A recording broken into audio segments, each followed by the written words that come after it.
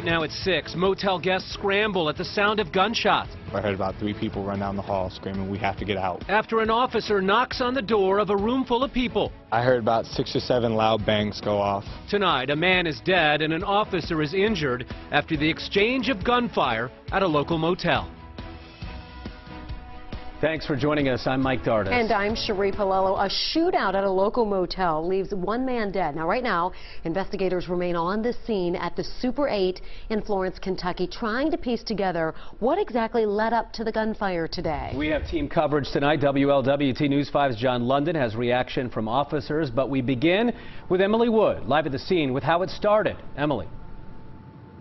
Good evening, Mike and Cherie. Dream Street, just off of Route 42, where the Super 8 is located, opened about 2 hours ago. You can see sheriff's deputies' cars are still here, and I hear investigators are still inside processing that crime scene. But earlier today, this street was shut down for 3 hours as officers went inside to clear out everyone from the hotel and secure the scene. For hours, Florence police, members of SWAT, and the Boone County Sheriff's Office surrounded this Super 8 motel on Dream Street just off Route 42. But we believe we have all the individuals that were in the room at the time of the shooting. Florence police say an officer was responding to a drug complaint in one of the guest rooms when a suspect opened fire. Captain Tom Grouse says 1 person inside the room was shot and killed by a Florence officer. Police say the officer involved has minor head injuries.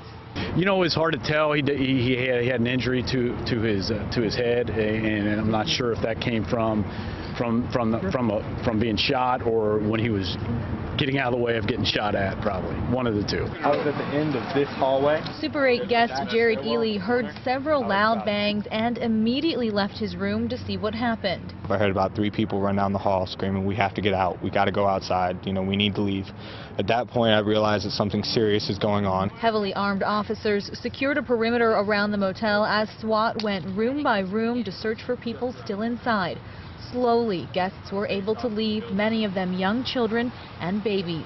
There's a lot of rooms in there, and there's still a lot of people to get there. We've actually arranged for some transportation once we get them out of the room to get them somewhere. Police used a tank bus to hold hotel guests and keep them warm as investigators took multiple witness statements.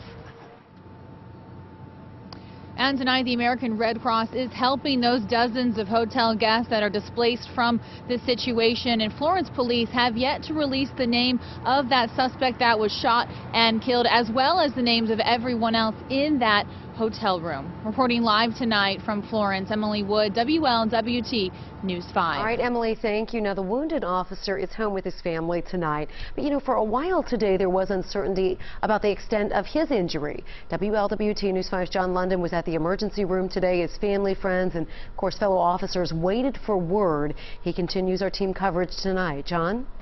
There is never a moment in the career of a cop or the mayors they serve when the concern about split-second life or death decisions disappears. I'd spoken with him, and he's going to be okay. Relief was palpable on the public faces of Florence this afternoon. UC Medical Center is where the wounded officer was brought during the noon hour, following the gunfire at the motel across the river. The words "he's doing just fine" didn't surface right away, but the Florence lieutenant who stayed with him eventually came to media to state them. It's unknown if it's a graze, if it's a ricochet from a bullet, or possibly just a muzzle breach. With Florence officers otherwise occupied at the scene, Cincinnati police brought the officer's wife to the hospital so that she could be with him. In the emergency room, Mayor Diane Whalen told him several guardian angels must reside on his shoulders. His wound is just above his right eye. Another inch or so. Well, you know, it's grace of God. Anytime you put on the uniform, anytime you go out to do the job you're hired to do, you're faced with those kinds of situations and decisions. And he is well trained and an excellent officer, and you know, he did the job that he's required to do. The police family gathers together quickly when something like this occurs. Many have been on similar scenes and have had similar outcomes. It was tragic, but you know, he handled it the way he thought he should have handled it. Accompanied by his wife and the chief, the officer walked out of the hospital around 2, headed home, having put in the type of day that could be any day in the life of policing our communities. Mayor Diane Whalen told us it was important for her to be at the hospital, to speak to the officer herself, and Mike and Cherie, to make sure he was all right and to thank him for his service as an officer. Well, John, thank you very much. This particular motel has seen its share of issues the past couple of years. January 2013, investigators found body parts of a dismembered Boone County man in the dumpster at the motel. May of last year, a police raid found heroin and pot in the motel. 9 people were arrested that day. In July, 2 armed robbers held up the front desk. And in October, the parents of a 2-year-old who nearly drowned at the pool were arrested. Head to WLWT.com.